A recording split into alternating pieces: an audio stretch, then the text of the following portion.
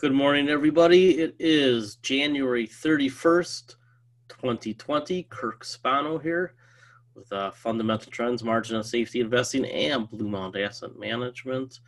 All the places where I roll my investment research into publishing and investment management. So we're going to talk about a number of things today, including our dozen stocks that are must-owns. They're a proxy for the S&P 500, and all have something special with them. Also want to just take into context where we are in the market now that we're down 400 points today on the Dow Jones. As we have covered before, and this is important to remember in the context of everything, to hopefully help you keep your FOMO in check. The FOMO people who I hear from, the fear of missing out people that I hear from, you need to get a good case of FOGYAK, fear of getting your assets kicked, because this market has a long way to go down, and the concepts that we'll cover today will make it clear, I hope, that basically indexing to the market and being all invested all the time, topics that we cover frequently, are just bad ideas. And they're bad ideas, especially when markets get to extreme valuations. When the market is super expensive, you don't want to be 100% invested and highly correlated to the index because you go through the big drawdowns. It happened in 2000, happened in 2008, and it's going to happen again soon. How soon is soon? I don't know, and I don't care, and you shouldn't care either. All you should care about is that the valuations are whacked out of line, and you don't want to play that game. So let's take a look at the dozen stocks that we will want to own once this market comes back, and we'll fly through them.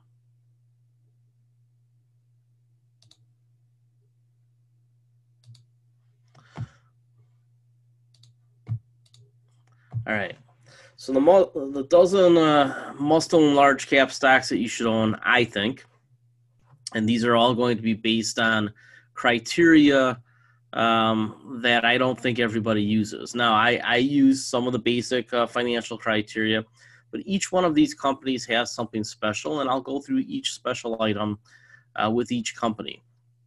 And it all comes in the context of the new smart everything world, the shift to alternative energy, high mobility, and potentially at some point resource scarcity. But none of these companies really have to do with the resource scarcity. That'll be part of another leg of your portfolio. So what do we know? We know that research shows that about a dozen stocks can give similar diversification benefits as using the S&P 500.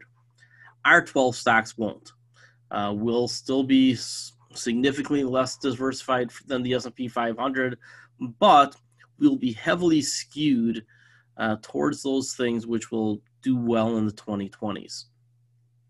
By focusing on the best companies and the best sectors, I have a typo there, and avoiding the worst sectors, which is probably even more important, we can expect a lower risk and better returns over time.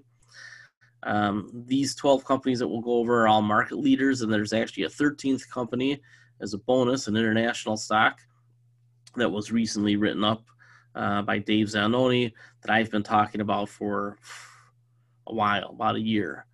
So let's take a look at how to build a portfolio the way that we do it at Margin of Safety and at my investment firm. So what we really want to do is have diversification and a really good asset allocation. So in your head, again, wrap your mind around the idea that you don't need to own every sector of the economy, and especially every industry. So the idea of owning the entire S&P 500 index, which is what the FIRE investors are doing, right? The FIRE movement investors, the millennials, who think they're going to get their financial freedom by just pounding into the S&P 500, they are going to be woefully disappointed, because in the next decade, the S&P 500 might not make much money. It might not make many money at all. I don't think it'll keep up with inflation. So how do you make money if the S&P 500 is about to have a bad decade? Now, let's keep in mind, bad decades happen. From 2000 to 2009, the S&P 500 did not beat the rate of inflation. Now, I know this is distant memory for a lot of people, and for many millennials, they don't even think it exists because, hey, it didn't happen while they were involved. We need to wrap our minds around history as well. History repeats to a large extent, at a minimum that it rhymes, and I believe that the 2020s, given the valuations that we just looked at, is likely to rhyme with the 2000s. So we need to manage our risk, and we need to understand what diversification really is. So diversification is how we get rid of single stock risk and the unsystematic risk that each company would have in relation to the whole market. So there is a certain amount of risk that we can't diversify away, and it's roughly about half. About half of the risk we can diversify away. At about 30 stocks, you can see we've diversified away a lot of risk. At about 200 stocks, we actually have diversified away as much risk as owning 500 stocks. So here's the question. If the S&P 500, 500 stocks, has the same amount of risk as owning about 200 stocks, shouldn't the question become, which 200 stocks should I own? Now, you'll never be perfect, but as Vince Lombardi says, if you strive for perfection, you might find excellence. So what we want to try to do is build a portfolio that has around 200 stocks in it, give or take, using the stocks that we pick out and various ETFs. If we do that well, we should have a risk level at or below the S&P 500. I would argue generally lower than the S&P 500, and we should have a higher return. Isn't that the best of both worlds? If we could have risk that was below the S&P 500 by 10 or 20 or 30%, all things that I think are doable, especially when you hold cash from time to time, and get returns that are 50, 60, 70, 80% better than the S&P 500, you're probably going to be very happy.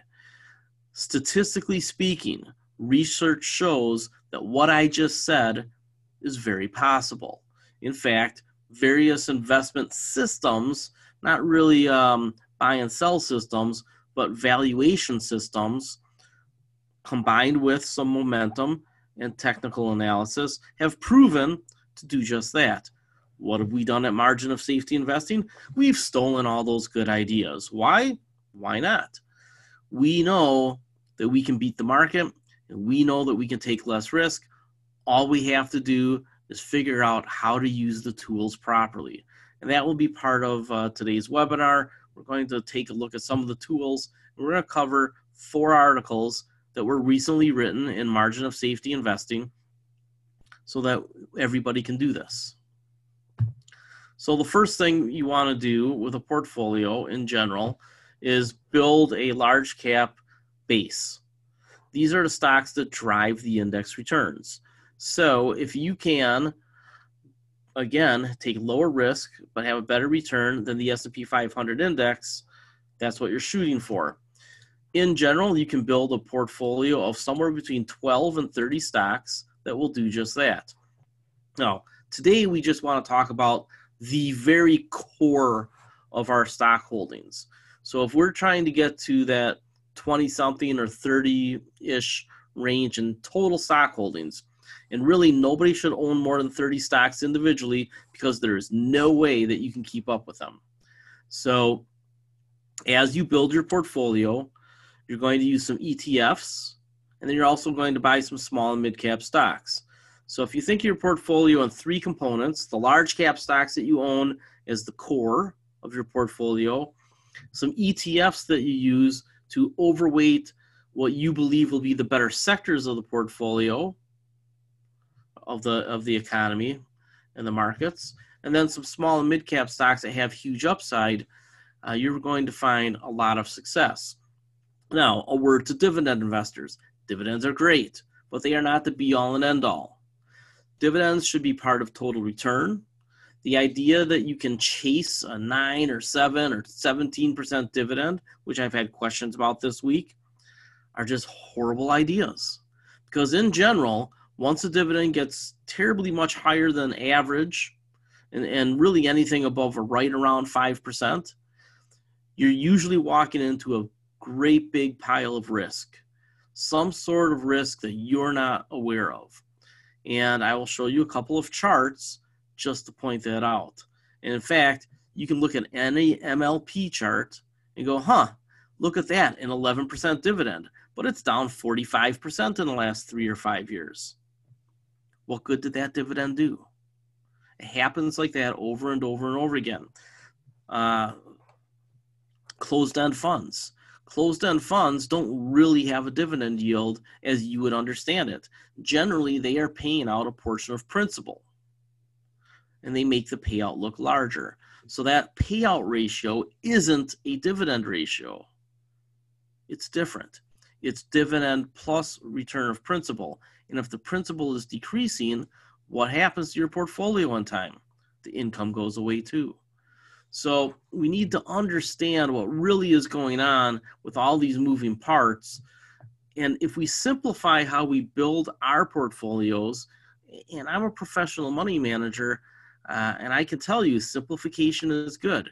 Chasing the market, trading a lot, getting into and out of things in the middle of the market when you don't really know, which way it's going to go. All really bad ideas. And the financial industry and the financial press try to get you to do those things. Ignore it. Gravitate to buy low, sell high.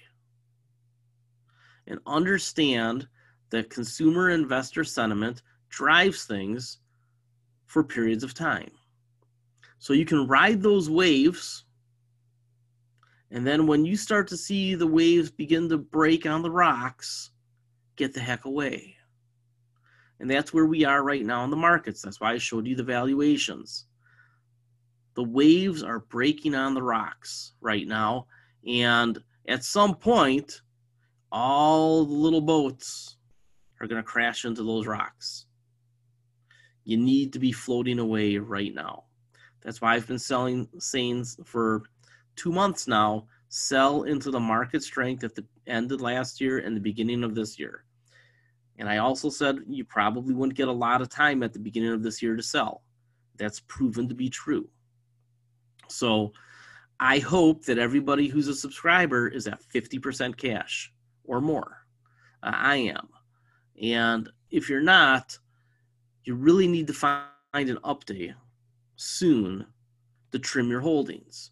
You need to get rid of all those middle of the market things, all those large cap stocks that don't really have a lot of upside, but oh my God, it's got a 4% dividend. Who cares? Who cares if it drops 20 or 30%? What is a 4% dividend going to do for you? Well, I got a REIT and they do nothing but go up. That's not true. I've shown the charts before. REITs outperform the stock market over time by less than 1%. And they have just as significant drawdowns when the market goes down. REITs in general have no edge against the stock market, especially the large cap REITs. Now, there are huge opportunities in small and mid cap REITs, which is what we would buy down here. So consider that dividends probably have a bit of FOMO in them. People have chased those stocks, driven them up, and now they are at high risk of falling. And as I've covered in other webinars, there's over 100 stocks. I think maybe as much as 160 or 170 stocks in the S&P 500 that in the next decade they're going to lose between 50 and 100%. That means that some of these stocks are going to zero. And a lot of them pay a dividend today. How can they be paying a dividend today and be worth nothing in 10 years? It's because they have high debt, and it's because they've been borrowing on the cheap. And once these interest rates go up, they're in big trouble, especially the companies that don't have any growth. And as we know, the economy is changing. There are a lot of companies that have no revenue growth. Those companies are in really big trouble. Some of those companies, and you would think that management wouldn't do this, but they do. Some of those companies have borrowed money to pay their dividend and buy back shares. Why? Because that'll really make the executive bonus really good, despite not having any organic growth or much hope for organic growth. So that means that they're in a stage of business wind down, yet they're still trying to increase payouts. Why? It's not good for the shareholders. Not really. Not long term anyway. But it's good for executive compensation. Don't ever, in a million years for the rest of your life, don't ever think that executive compensation doesn't drive a lot of the decision making. Many, I'd say a majority, not a huge majority, but at least a narrow majority of CEOs and CFOs, they're not being very good fiduciaries. And that's why when these economic slowdowns come, some of those stocks get wiped out and never come back. You want to avoid those companies. And if 100 to 160 S&P 500 stocks are at risk of that sort of wipeout, why would you want to own an index? Build your own. This is how we build our index. We have our core large cap stocks that we don't get to buy very often. Why? Because they're almost never cheap. Some sector focused ETFs. This is also where we'll get a lot of our international exposure. And then small and mid cap stocks that can beat the S&P 500 handily. And then there's certain stocks that are large caps. And I'll mention Tesla right now. Tesla did not make my list of 12 core stocks, even though I believe it will become the biggest car company in the world. The more I've studied it, the more I've learned, the more I believe that Tesla is going to pass everybody. Hybrid technology is not going to be a long-term competitor to EVs. We can take a look at Volkswagen or Volvo versus the Tesla models. There's just no hybrids out there that in the long term, because of the two drive systems, are ever going to be competitive with EVs, especially as batteries improve. So all of these companies with the hybrid focus are going to have to flip over to EVs. Toyota, who I think is a great company, I believe is making a tactical error in the long term, even though in the short term I think that they could gain, because I do think their hybrid technology is the best. But when they have to fully go EV, the billions and billions and billions of dollars for them to have to convert are going to stunt their growth.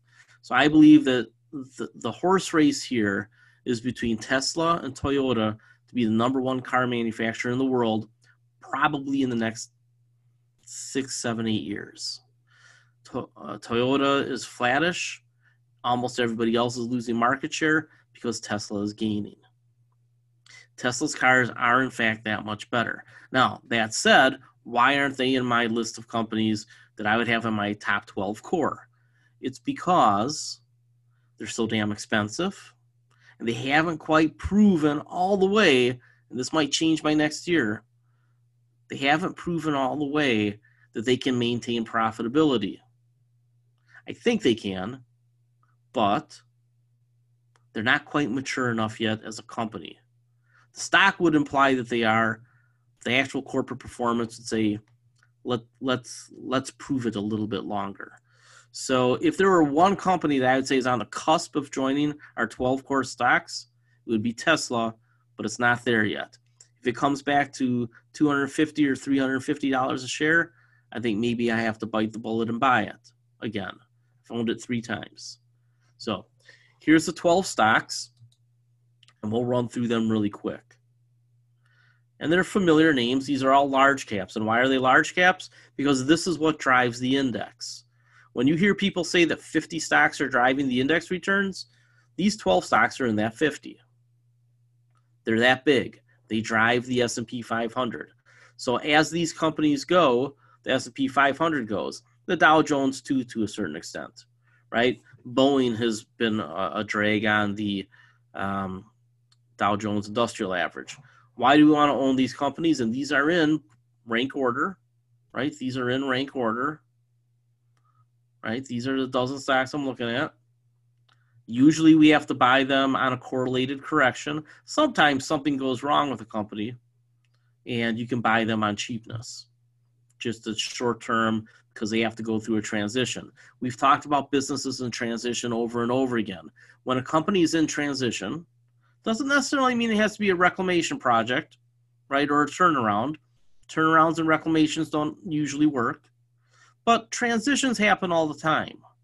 They have to recap, the car companies are going through huge transitions. They'll have to switch over to the EV production approach, manufacturing. That's expensive. So that makes their balance sheets and their cash flows look weaker. Now, some of those companies are getting beat up to the point where you say, are they among the handful of car companies that are going to do well during the transition? I think Ford is one of them. Is Ford one of my core 12 stocks? No, too much risk. These are lower risk companies with much bigger tailwinds. But Ford is a company that I would put into this other basket, even though it's not really a mid-cap, right? It's not really a mid-cap. I would think of it as a mid-cap. So 12 stocks you want to own. Alphabet. We've gone through Alphabet many, many times. Alphabet has their fingers in just about everything technology related. They've been getting into the cloud. That's going to add a lot of revenue. So even if advertising revenue is roughly choppy for the next decade, which it very well could be, that's still great cash flow for them that they can put into other businesses. Waymo, fiber, cloud, artificial intelligence, which they're a leader on. There's a lot of things that Alphabet can do to generate a lot of revenue as we enter into the smart everything world. This is the number one stock that you should own, especially even though they don't pay a dividend, because at some point they're going to spin off other companies. When they spin off companies, they're not going to be $1 and $2 billion companies. They're going to be 20 and 30 and maybe $50 billion companies. Alphabet's a $1 trillion company. They can peel off a $50 billion company. That would put them, a $50 billion company is about 25th, 30th biggest in the S&P 500. Instant index inclusion, where index funds have to buy that stock. For you to get a discount, you need to own it before it goes into the index, which means own Alphabet. Amazon. Again, at CES 2020, Amazon was all over the place. Ultimately, Amazon, I think this is 100% likely, but we'll say 99% likely, because what really is 100% other than death? And you can say taxes are 100%, but I'd say 99%. And there's people who avoid their taxes. Amazon is going to split off AWS at some point. And I believe that's going to be good for both parts of the company. I think that Amazon has a lot of hidden value. It jumped up $250 a share the other day. We probably should have owned it. And it would unlock, I think, a lot of value. So Amazon on pullbacks to our bottom fishing levels is definitely a clear buy. Let's jump back. Somebody asked, how am I so confident Alphabet will eventually spin off some of their businesses? We've been talking about this for 2 years. So that's a longer discussion. But if you're Alphabet and you're expecting to get more regulation from the government,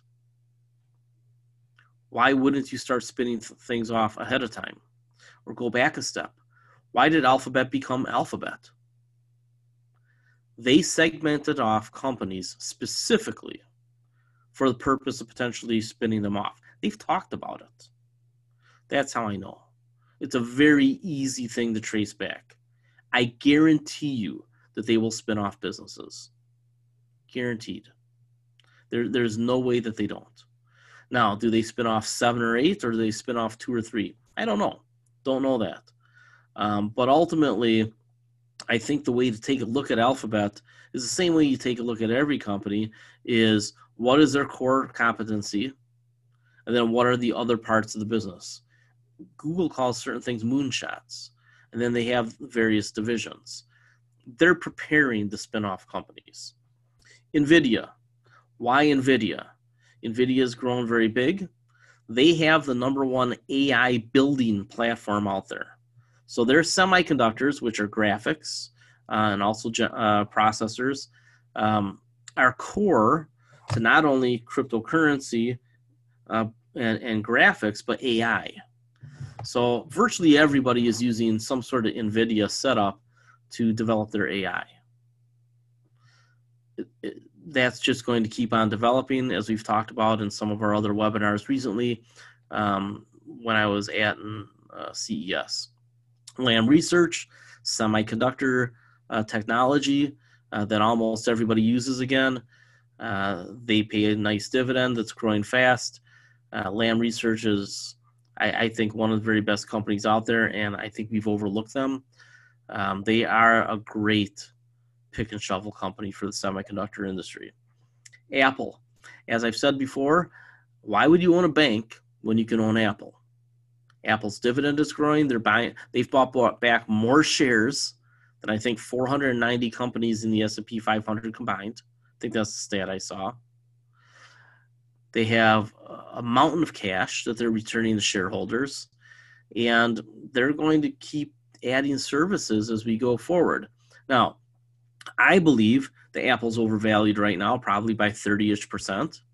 And I believe that Apple's going to go out and buy a content provider. I happen to think that content provider that they'll buy is Warner Brothers from AT&T. I'll be writing that article at some point as well. It makes sense for AT&T to reduce their debt by selling Warner Brothers and cutting a deal with Apple for distribution, right? So if they can go to Apple and say, we'll sell you Warner Brothers for all the content that you want to do, and then we'll help sell Apple TV and Apple Entertainment, just let us, get a week of exclusivity when you release the new iPhones. Some sort of deal like that. They could also buy Sony, I suppose, or something smaller like Lionsgate and then develop it. But I suspect that Apple has a big content push coming that will require them to buy something. So I think that they will see that drop in price that makes them attractive again. Low 200s probably makes a lot of sense. I'm not going to go through our bottom fishing prices exactly because I want to save that for the subscribers. Microsoft expanding into the cloud, plus they're all things Microsoft. Boeing has gotten crushed recently, right? Because of the 737 MAX fiasco, and they've had to borrow money to bridge the gap. They're going to go through a large correction. They're not done dropping the share price yet.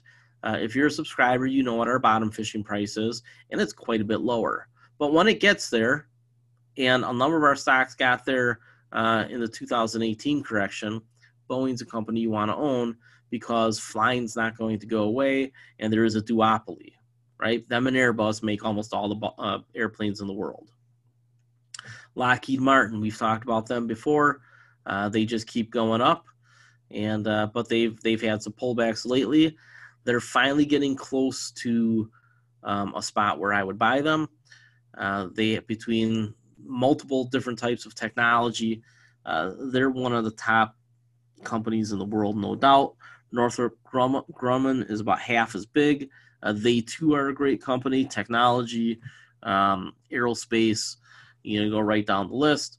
Visa and MasterCard, I think you own them as a pair.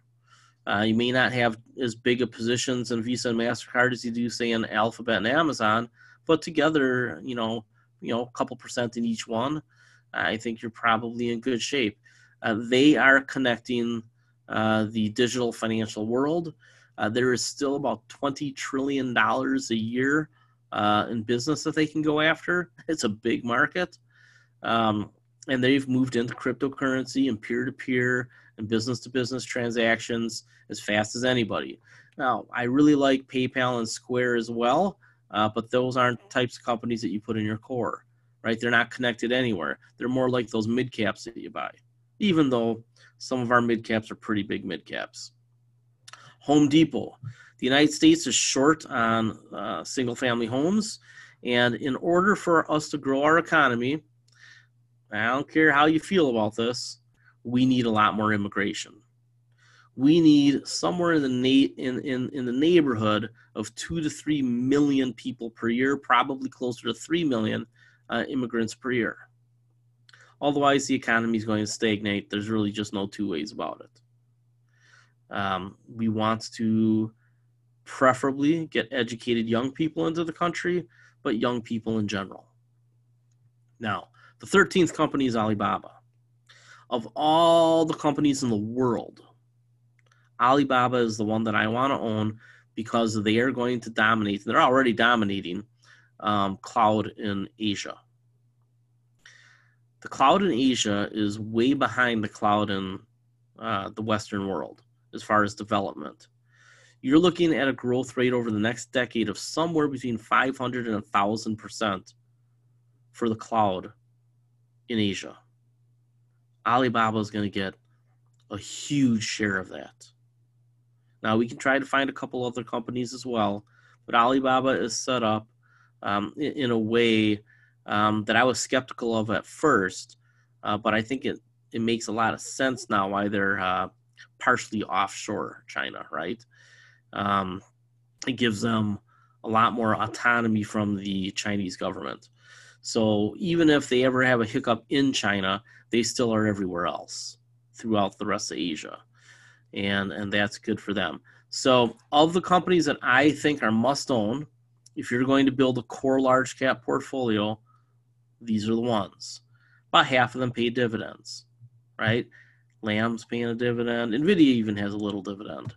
Apple, Microsoft, Boeing, Lockheed Martin, Northrop Grumman. I don't even know if Visa and MasterCard pay a dividend. And Home Depot.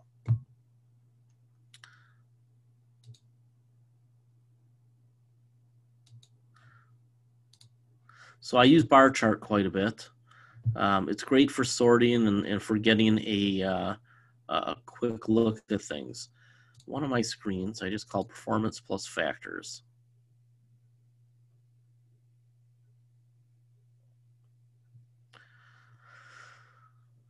We want to take a look at dividend growth. 5-year dividend growth. Lam Research, right there, tops of the list. The dividend, now granted, it started at 0, is up 2,000% in the last 5 years. That's a pretty good dividend growth rate. I've taken a look at some of these other companies. They're a decent company. Broadcom's a good company. Right down the list. Oh, here you go. MasterCard, adding a dividend. Huge growth of their dividend. Boeing, big growth of their dividend. Taiwan Semiconductors. They're another company on our international list. Some of these mid-caps are on our list. Visa, here you go. Fast-growing dividend. Honestly, they didn't have a dividend several years ago. So some of these companies adding a dividend and growing them fast, you should ask yourself, well, the dividend yield might only be 1 or 2%. Let's take a look at Visa. Again, I just want people to get by the idea of a big dividend number. The growth of the dividend is more important, right? So their dividend yield's only 0.5%. But on a pullback to say 150 something, that's a hint. Pull back to 150 something. Now all of a sudden that dividend is, quite a bit higher, and it's growing very fast. So do you want a 7% or 5% dividend that's at risk of losing a lot of money on the share price and maybe having the dividend eliminated? Or do you want a company that's pumping out tons of cash that can keep adding to the dividend?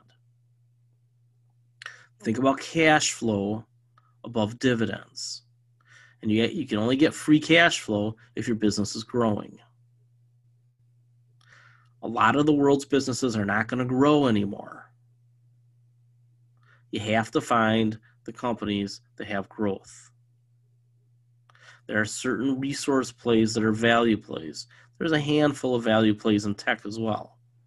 But you need organic growth. Some of these other companies are on the sustainable growth list we have for small and mid-cap stocks. All right. We talked about an oil and gas strategy this week, our exit strategy. It is clear to me that oil and gas is terminally diseased at this point. And we have to be very aware that there's not a lot of opportunities to make money in oil and gas anymore. Now, that said, I have a hard time believing there isn't a war in the Middle East that affects oil prices at some point. But whatever causes oil prices to rise in the next few years, and they'll go up for a while, that's an opportunity to sell. If you're not already in oil and gas, I'd skip it. If you are already in oil and gas, we're looking for an exit opportunity. So I've already eliminated all my natural gas holdings. Why? It's not the bridge fuel that we thought it would be. Simple fact. It's not growing in demand, not by much. Why? Because coal, even as it goes away, is mostly being replaced by alternatives already. 2/3 replaced by alternatives, and that number is increasing. In the next few years, coal will be replaced probably 80 to 90% by solar and wind, with solar already a 2-to-1 favorite to wind, probably moving to 4 or 5-to-1. Solar and batteries are getting that good, that fast. All the statistics are out there for you. All the data that you could want to prove that is out there for you. I'm not going to argue it anymore. The data is the data. The facts are the facts. Solar is growing very fast from a small base, and that means big profits. They're just ramping up on the S-curve. The next decade will be the decade of solar. There's no doubt about it, along with 5G, IoT, and AI as a group. The majors are doomed, just like deep water. I said a number of years ago the deep water drillers were doomed, right? And they have been. Seadrill went out of business. They went bankrupt, wiped out the shareholders. All the other companies, Transocean has gotten crushed, right? If you take a look at these comments on this article, people told me I was out of my mind. You know what? Don't be a hanger-on. Don't be a backwards-looking person. So now, 2.5 years later, pretty easy to prove that I was exactly right on this. The majors are doomed too. They're going to have to split their companies up. Will there be good parts of the company? Yeah. Parts of the companies are just going to get crushed.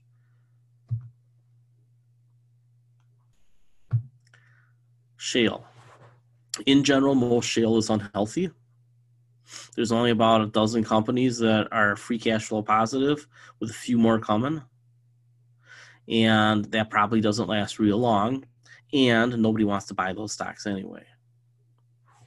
Occidental might be an exception because they do pay the big dividend, and they have assets to sell that are of a size that are saleable, right? The majors can't sell any of their assets because there's no way big enough to buy them except for, some of the countries. So could Exxon and Chevron sell some assets directly to countries? Yes, they could. But in most cases, they're just going to let their leases lapse. Occidental has assets that are good enough to be sold. I suspect that they are able to sell their Gulf of Mexico assets pretty easily. They have to choose to. The Colombian assets, I think that they can sell. I think that there's an opportunity for some consolidation of assets down there. There's also an opportunity for consolidation of assets in the Rocky Mountains. If Occidental is successful in selling some assets, which they seem to be motivated to do, they should do pretty well.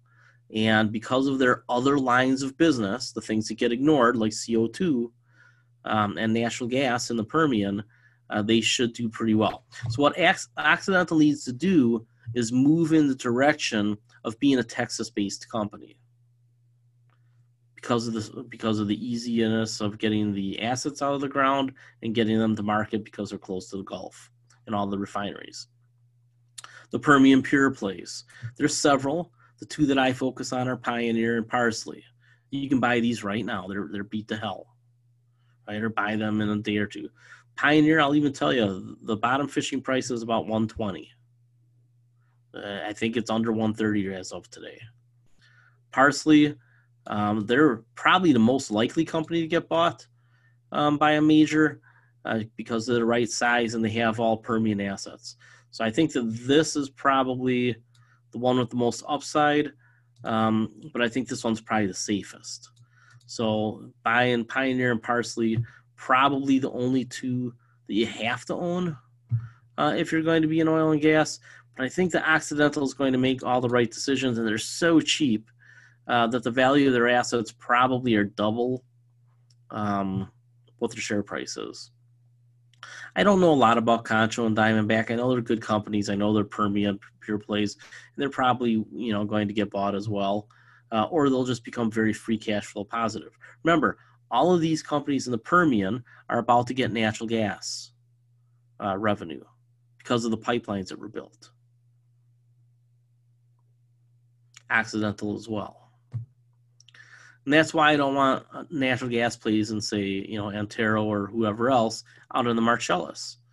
They're not that special anymore. Everything there is priced in. The natural gas that these companies are going to get revenue from, not priced in. Even if they only get $1.50, it's better than zero. So in general, you want to divest fossil fuels, but you probably have a couple opportunities to do it. If you want to bet on higher energy prices from zero, buy TAN, the Invesco Solar ETF. The fastest growing energy play out there. Solar is growing faster than anything else. Anything else. Hands down, by a lot. And battery technology is good enough now that we're already tearing down existing coal power plants and replacing them with solar, wind, and batteries. Why? Because you don't have to use lithium. If you're not space constrained, you don't have to use lithium. Lithium is necessary when you have a space constraint. But if you can use a flow battery or some other type of battery, that's cheap, but it's just big and bulky, what do you care if you got the space? So that's why people get the whole battery argument completely wrong. And there's all sorts of data out there. Google is a great tool. Use it, right? It's a company that we own or should own. Time to consider covered calls. Now, I've talked about this. Dave was nice enough to write an article. I think that if you own stocks that are on your forever list or your long-term hold list, and they're not dramatically overvalued, sell a covered call. I would generally sell it at the money today, and I'd sell it 2 or 3 months out. Collect the premium. Just understand that there's a lot of stocks out there that can drop between 20 and 60%. Even some of these stocks can drop between 20 and 60%. I think that they have 20% to 30% downside. They have 20 to 30% downside. They have 20. They almost all do. All these stocks have 20 to 30% downside at least. So it might be better just to trim a percentage of your holding and maybe on top of that, sell a covered call. How do you sell a covered call? How do you do anything? Start with valuation. But then take a look at 3 simple measures: relative strength index, MACD, and money flow when you work on your buys and sells. So this article's in there. In fact, I put this on the blog. So if you are not a subscriber and you're watching this, you go to my blog at Seeking Alpha and you get the same article. I let this one out for free. You should probably follow me because I put a lot of stuff out for free. Paul Tudor Jones, one of the greatest investors ever. I believe the very best money is made at the market turns. Everyone says you get killed trying to pick tops and bottoms and make all your money by playing the trend in the middle. Not true. Well, for 12 years, I've been missing the meats in the middle, but I've made a lot of money at tops and bottoms. Now, that doesn't mean that he doesn't ride the trend in the middle. It just means that he doesn't do anything. He doesn't trade it. If you buy at the bottom, you ride that trend for a very long time until you think things get expensive. And then you got to think, am I too high? How do you know if you're too high? Well, the retail masses will generally be the ones chasing at the end, right? They're the ones with the fear of missing out, so they chase at the end. They're the ones that create those obnoxious-looking charts. They shouldn't have FOMO. What they should have is the FOGYAK, which we talked about. And what they're going to do is they're going to drive the relative strength index very high. So if the relative strength index on something gets over 70, generally it's overbought, and you want to trim at a minimum, sell covered calls, or sell outright. Chaikin Money Flow, measured over multiple time frames, daily, weekly, and monthly, can help you quite a bit because that gives you a very big clue as to which way the institutions are moving. As go the institutions, generally the market goes eventually. It just takes a while for the retail guys to catch up. It's generally the big guys, the institutions, and then the big individual investors, and then the hedge funds, and the algorithmic traders, and then retail. Retail's always last. They never get in early. Our job is to try to be different than the rest of retail and get in early, near the bottom, and then get out a little early near the top before something falls off a cliff. And the way that the market is structured right now, right, a market that requires the Federal Reserve to print money quite often to keep it held up, it's like walking out on thin ice. Eventually, you just fall straight through, and you're dead. Or opening up an elevator shaft at the top of a skyscraper, have no elevator there, but stepping through. There's going to be more flash crashes. There's going to be days that open 10% down. And they'll have, when they reopen the market, when they get through the circuit breakers, you could easily have weeks, once or twice or three times this decade, don't know when, generally starting from high valuations, although it could happen anytime. But I would predict that there will be a 20% down week this year, and several of them in this decade. 20% down week. Think about that. That's how fragile these markets are. How can I say that? Remember, we have this chart. We know that the stock market has had to ride the Federal Reserve. So when the Federal Reserve finally stopped printing money and started pulling some of it back in, what happened? Market got choppy. Then the end of 2018, it fell off a cliff. It came back as the Fed started talking nice. Oh, we're gonna lower rates. We're gonna lower rates. And then not only did they start lowering rates in here, they started adding to their balance sheet again, and that created this obnoxious spike in the last couple of months.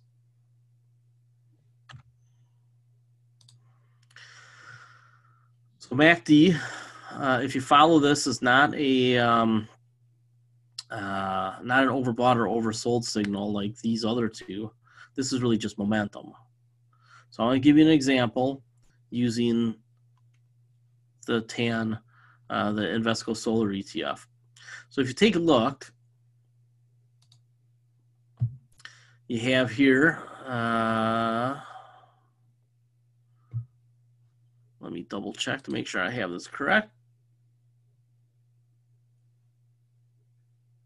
All right, so on this daily chart here, we can see the institutional demand for this security has been high. Why? Because a lot of people are buying First Solar and SunPower and Enphase and Solar Edge and Sunrun and other components of this index. It got pretty overbought, overbought in here, and the money flow started to drop. You notice the money flows dropped here, stock kept going up. That's called a divergence. Divergences are important. Stock was or ETF was overbought, then it started to fall off. Money flow falls off. So the money flow led the sell-off in stock. I maintain that watching the money flow is the most important thing. But this is a good early warning indicator because it's easy to see. Right? Hey, red alert. Warning Will Robinson, right? Warning Will Robinson. And then it falls off. Now, if you take a look at the longer term charts, you can see that this has been a long build-up. And the momentum was pretty good until it started to fall off. And these are weekly measurements. What that means is you get measured on Monday morning and then Friday afternoon versus beginning and end of the day, it's beginning and end of the week. And this is really good for helping to parse out, are the institutions buyers or sellers? And right now, they're buyers. Now, with forced selling, as indexes go down, money managers are forced to sell. You'll probably see a thin pink line here. And then it'll go green again. And then I think at the end of the year, it probably goes pink again. So there's a little trading you can do this year, especially if this pullback that we're getting right now is a good one. But in general, money flow has been pretty good for a while. And I don't think it's going to get horrible. I don't think you're going to see it head down here. But if you do, that's probably a buying opportunity. Why? Because in the long term, there's still quite a bit of upside left for demand. And retail really hasn't jumped into this yet. So there's a lot of skepticism about the solar sector because it hasn't been a good investment in the past. There's been some huge rallies. See one of them back here, right? Been some huge rallies. Been a lot of hopium. But we are at the point in the curve, the hype cycle that we talked about a few weeks ago, where we're starting to get adoption. The adoption of solar. So we're past the hype. We're at the adoption phase. Companies like the ones I mentioned a second ago are going to do really well. I think it's hard to pick out the absolute winners in this space because it's so new.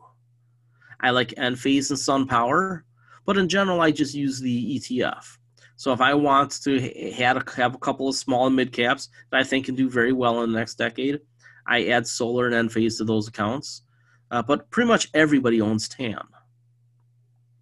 And it's a position that's going to pretty much completely, along with one other clean energy ETF, going to take up my energy investments. So learning how to use these simple indicators, right? Early warning system, change of direction, momentum is going to be pretty easy to use and keep you out of a lot of big trouble. So there are a couple questions up. We'll do those real quick, and then we're going to call it a day.